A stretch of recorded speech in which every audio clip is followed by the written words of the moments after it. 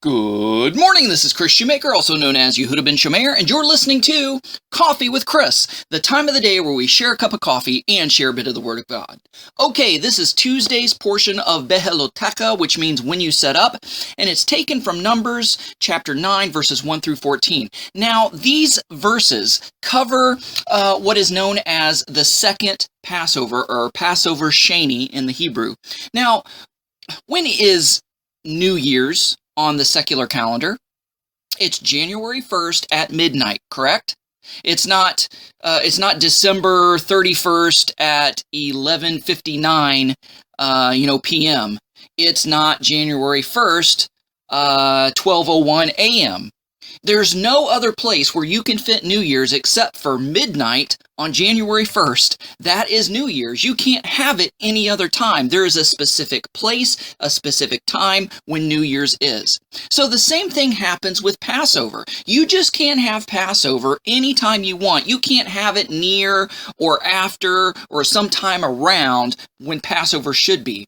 God is very specific. He says in Numbers chapter 9, verse 3, on the 14th day of this month, that is the month of Nisan, at dusk, that's getting more specific than just the 14th, right? At dusk, you are to observe it, that is, observe the Passover, at its designated time, right? At its designated time, a specific time.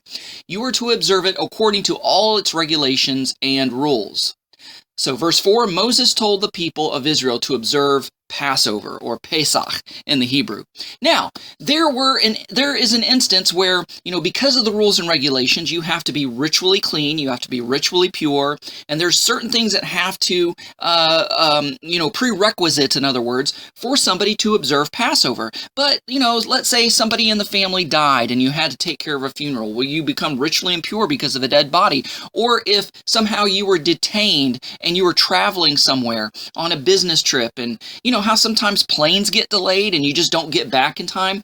Well, these scenarios are accounted for in Numbers chapter 9, to where if you miss Passover and you can't have it at its designated time, there is a makeup day, right? Just like if you go to school and you miss an important test or class pictures, there is a makeup day for that. Well, it's the same as Passover.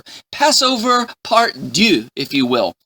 So it's at the exact same time, but a month later. And I recall, and I don't remember the exact circumstances, but I recall that one year, my family and I had to observe Passover Sheni. We had to do the second Passover because something happened to where we weren't able to observe Passover at its proper time. So I'm so grateful for that make-up Passover day. And so that is what the Torah portion is about for today. Thanks so much for listening. Go out there and have a great day. And hey, if you have time, check out Truth and Encouragement, Todd Shopperai's YouTube channel. He sponsored me. I kind of want to sponsor him in return. He's got a lot of great stuff on his channel, a lot of great teachings, a lot of great encouragement, praise and worship, things of that nature. So check it out. Guys, thanks so much for listening. Go out there and have a great day. Shalom and God bless.